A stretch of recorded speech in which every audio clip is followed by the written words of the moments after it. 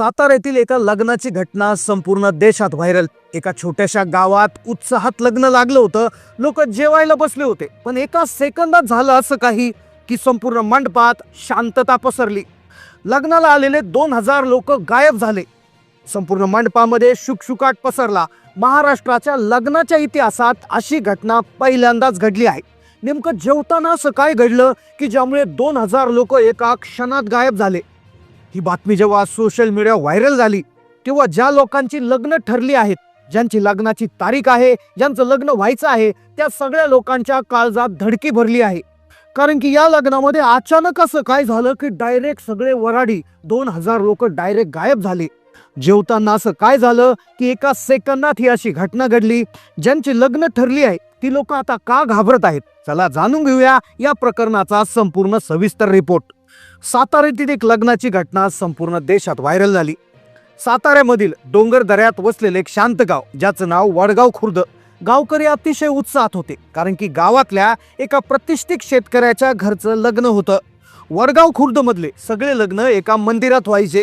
गाव अतिशय निसर्गरम्य, गावाची लोकसंख्या फार मोठी नव्हती, पण गावकरी एकमेकांचं सुख दुःख सामायिक करणारे साधे, निरागस आणि मेहनती होते। असं होईल असं कोणाला स्वप्नात देखील वाटलं नसेल। या गावाचं नाव संपूर्ण देशात व्हायरल होणार होतं ते एका लग्नामुळे। या गावात मध्यभागी जुनं देखणं मंदिर होतं, ते होतं काळभैरवाचं मंदिर। गावातील कुठलीही मोठी घटना, सण, उत्सव, कीर्तन किंवा लग्न सगळं काही या मंदिराच्या सभा मंडपाभोवतीच घडत असे। तोही दिवस तसाच होता। सकाळपासून उत्साहाचं वातावरण, सकाळपासून गावात एक वेगळाच उत्साह होता, कारण की गावातील एक नामवंत शेतकरी भाऊसाहेब देशमुख यांच्या मुलाचं लग्न होतं। वराचं नाव होतं सचिन आणि वधू होती शेजारच्या गावातून आलेली अर्चना। दोन्ही धर शेतीत, संस्कारात आणि कर्तृत्वात बरोबरीचे असल्याने लग्नाची सांगता मंदिरातच व्हावी असा निर्णय गाव पंचायतीने घेतला होता। सकाळी 9 वाजता मंगल स्नान, 12 वाजता मुहूर्त आणि दुपारी 2 वाजेपर्यंत मंडपाच्या बाजूला जेवणाची व्यवस्था होती। परंतु लग्नात पुढे असं काही घडेल, 2000 लोक डायरेक्ट गायब होतील, जेवताना एका सेकंदात असं काहीतरी विचित्र घडेल असं कोणालाच वाटलं नव्हतं। कोणाच्या मनात असा विचारही आला नसेल। लग्नासाठी रंगीत मंडप उभारला गेला होता। पाटावर शेकडो सजावटींच्या माळा लटकत होत्या। गावातील महिला सुद्धा एकत्रित आल्या होत्या, कारण त्याच दिवशी हळदी समारंभ सुद्धा होता। लग्नाला वराड निघालं होतं। वधू पक्षाकडून आलेली मंडळी मोठ्या संख्येने हजर होती। वराड्यांची गाडी मंदिराजवळ पोहोचली की ढोल, ताशा, लेझिम आणि झांज या वाद्याच्या गजरानं संपूर्ण गाव दणाणून गेलं होतं। सचिन आणि अर्चना मंडपात स्टेजवर आले। वराने शुभ्र धोतर, पांढरा शर्ट, सोन्याची शाल पांघरली होती। वधूनं हिरवी पैठणी नेसली होती। नाकात नस, केसात गजरा, डोळ्यात लाज आणि ओठावर हलकं हसू होतं। संपूर्ण गाव जमलं होतं, परंतु पुढे त्यांच्यासोबत असा भयंकर प्रकार घडेल असं त्यांना कधीच वाटलं नव्हतं। या देशाच्या नकाशावर असं गाव असेल कोणालाच माहिती नव्हतं, पण या लग्नातील घटनेमुळे हे गाव संपूर्ण देशात व्हायरल होणार होतं। या घटनेनंतर अनेकांना विश्वासच बसत नव्हता, पण म्हणतात ना, जेव्हा स्वतःवर वेळ येते, जेव्हा स्वतः समजतं, तेव्हाच घटनेचं गांभीर्य कळत असतं। प्रत्येक या गावामध्ये लोक जेवताना त्यांच्यासोबत असं काहीतरी घडणार होतं की ज्यामुळे सर्वांच्याच पायाखालची जमीन सरकणार होती। आता लग्न सुरू झालं। पारंपरिक पद्धतीनं रीतिरिवाजाप्रमाणे सगळे विधी सुरू होते। नवरदेव नवरी स्टेजवर आले होते। हळदीचा कार्यक्रम देखील त्याच दिवशी होता। सुपारीचा कार्यक्रम देखील त्याच दिवशी होता।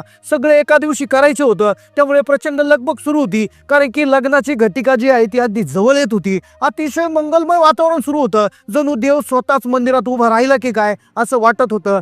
शेवटी लग्नाचा जो आहे तो वेळ जवळ आला। त्यानंतर जे भटजी आहेत तर त्यांनी मंगलाष्टका सुरू केला। वधूवरांनी 7 फेरे घेतले आणि अखेर ते लग्न पार पडलं। आता वेळ आली होती जेवणाची आणि जेवणानंतर होणाऱ्या त्या धक्कादायक प्रसंगाची। आता परंतु लग्न पार पडल्यानंतर ते संकट अजून टळलं नव्हतं। त्यांना भीती वाटत होती की पाऊस येतो की काय, किंवा अजून काही नैसर्गिक संकट येतं का काय, पण त्यांनी आयुष्यात विचार केला नसेल की त्यांच्यासोबत जे संकट येणार होतं ते अतिशय वेगळं होतं। ते संकट थेट जेवणाच्या पंक्तीतच येणार होतं, याची शाश्वती कोणाला नव्हती। लग्न आटपलं, आता वेळ झाली होती जेवणाची। मंदिराच्या मागच्या बाजूला भली मोठी पंगत लागली। 2000 लोकांसाठी जवळपास मसालेदार भाजी, पापड, लोणचं असे अनेक पदार्थ होते। अनेक लोक पंक्तीला बसले होते।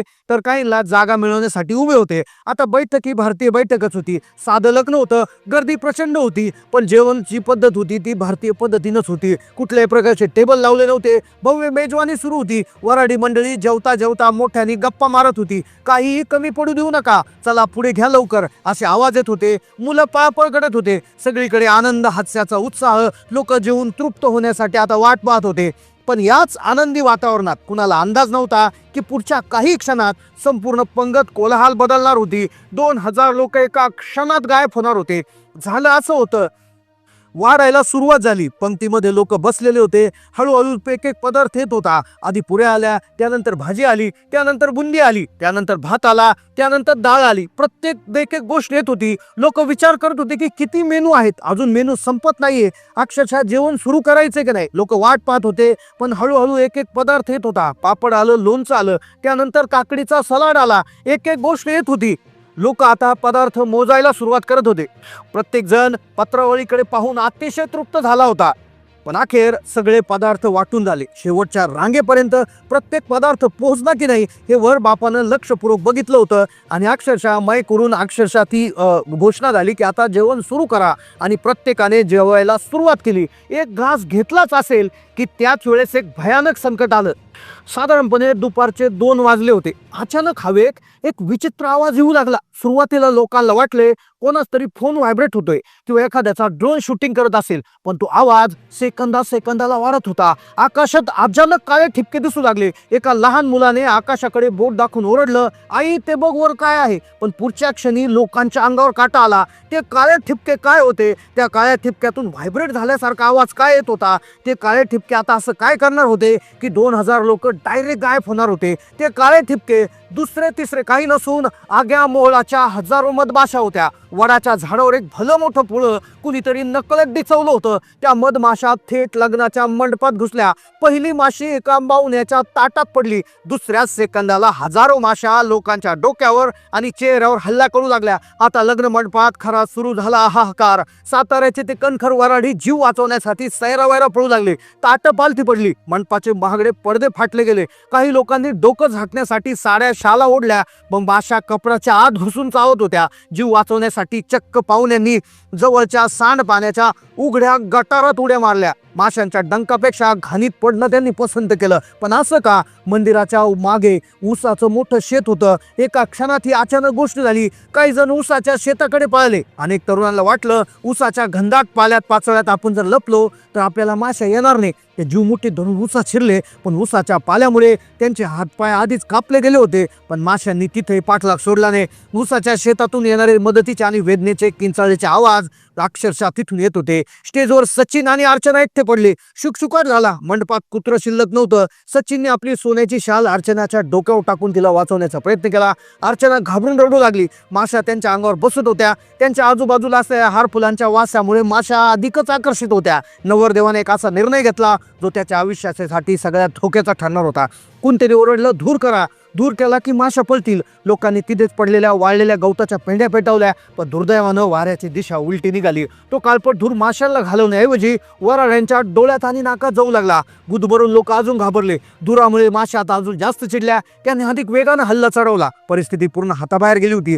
अर्ध्या तासानंतर माशा थोड्याशा शांत झाल्या. मंडपात फक्त विवळण्याचे आणि रडण्याचे आवाज उरले होते. गावातले डॉक्टर तिथे आले. कोणाचे डोळे सुजून बंद झालते तर कोणाचे हात सुजले होते. तर काही लोक गटारीत लपून बसले होते. एका लहान मुलाची अवस्था पाहून डॉक्टर हादरले. ते ओरडून सांगत होते 15 मिनिटात उपचार मिळाले नाही तर हे विष रक्तात पसरेल. पण इतके औषधं, इतके इंजेक्शन्स गावात उपलब्ध होते. मग प्रश्न असा होता की अचानक मधमाशा का उठल्या? नंतर जेव्हा तपास केला तर एक धक्कादायक गोष्ट समोर आली.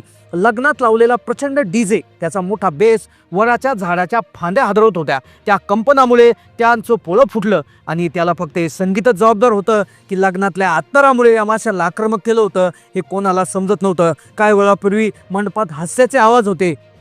आनंद सुरू होता. त्याच मंडपामध्ये आता तुटलेल्या खुर्च्या, विखुरलेले चपलाबुटं, फाटलेले कपडे होते. एका क्षणात आनंदाचा क्षण दुःखात बदलला होता. साताऱ्यातली ही लग्नाची घटना संपूर्ण महाराष्ट्राला बरंच काही शिकून दिली. लग्नाचं ठिकाण निवडताना आजूबाजूला मधमाशांची पुळे आहे का हे पाहणं किती गरजेचं आहे. ती असतील तर ती तिथून काढून टाकणं हे अतिशय गरजेचं आहे. किंवा लग्नातल्या कोणत्या जहाल परफ्यूमचा वापर केलाय का, किंवा ज्या माशांना चिथवणी देणारं संगीत जर तुम्ही वाजवत असाल का, तर या गोष्टी पाहणं गरजेचं असतं. निसर्गाची छेडछाड किती महागात पडू शकते यातून सिद्ध झालं. डीजेचा आवाज असो किंवा निसर्गाच्या आदिवासात केलेला हस्तक्षेप असो, त्याचा मोबदला या गावाला द्यावा लागला. आता या घडलेल्या घटनेविषयी तुमचं नेमकं काय मत आहे नक्की कमेंटमध्ये कळवा. अशा प्रकारची घटना तुमच्याकडे घडली होती का? कमेंटच्या माध्यमातून नोंदवा. चॅनलला नवीन असाल तर सबस्क्राईब करा. धन्यवाद.